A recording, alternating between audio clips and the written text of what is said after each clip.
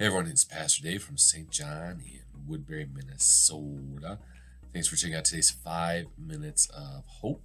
We are now officially in the second week of Advent, which means we're getting very close to Christmas. That even though the holiday season doesn't feel like it normally does, we're probably not doing the things that we're used to doing. We're getting close to Christmas, so I pray that you're doing well, you're doing okay, you're handling everything at least somewhat decently, that you're staying healthy and safe and well in every sense, mind, body, and spirit. But above all, as I say each time, my biggest prayer for you is that you are indeed filled with peace, with joy, and with hope, because you know exactly what Jesus has done for you. So, as always with our video devotion, I have a joke for us as well as some devotional thoughts connected to the season of Advent. So that's what we'll be doing today. So first, our joke of the day. It's about show and tell at a school.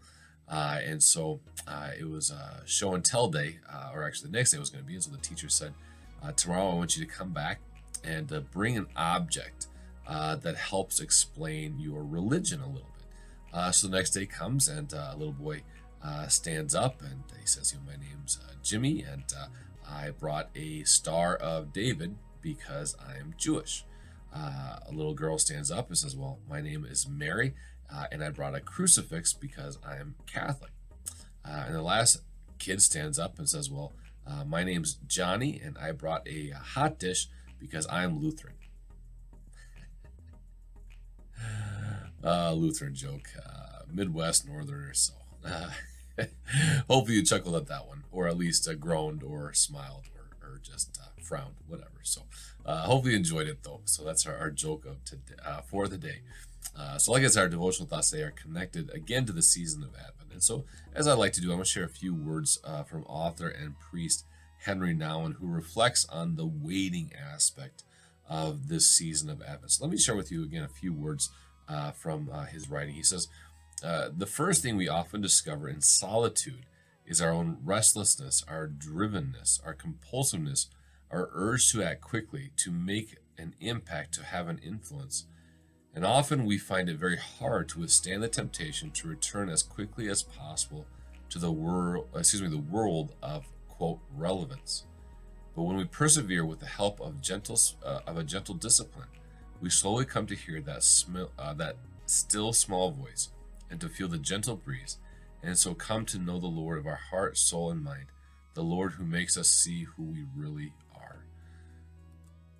One of the big things as we look at this season of Advent, it is a season of waiting to celebrate Christmas, but also a season of waiting for the day when Christ will return to fix all the brokenness and make all things new. And what's unique, obviously, about this Advent compared to the other ones is we are forced into a time of solitude. With so many things shut down. Schools are shut down. A lot of businesses are shut down. For many people, just for the sake of safety, they're not going places. Right now, we're not really allowed to get together with really people outside of our own family, and so whether we want to or not, this has really definitely been a time of kind of forced solitude.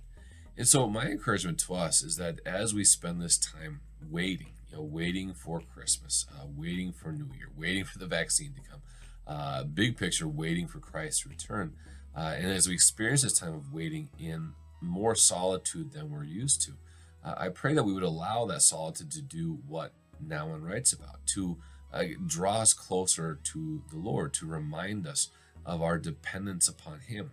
That again, we see the example with Jesus, that throughout the Gospels, He finds time to get away from the crowds, to find solitude with the Lord, to reconnect with the Father through that time of prayer. And I think we talked about it probably when this first all kicked off, 9 months ago or so, that it was a time of kind of forced solitude, that if we were to take advantage of it, then we could take advantage of it to be like Christ and find that time, not being forced to find that time to reconnect with God through prayer and through silence. And so that's my prayer for us. My encouragement is that, again, as we look at this time, it's not ideal. I don't think any of us would say that we love being forced into a time of solitude during this time of waiting. But I pray that we would see that God can and will use this time to grow us closer to Him. So through this time of waiting, we wait for the Lord, we wait for what's next.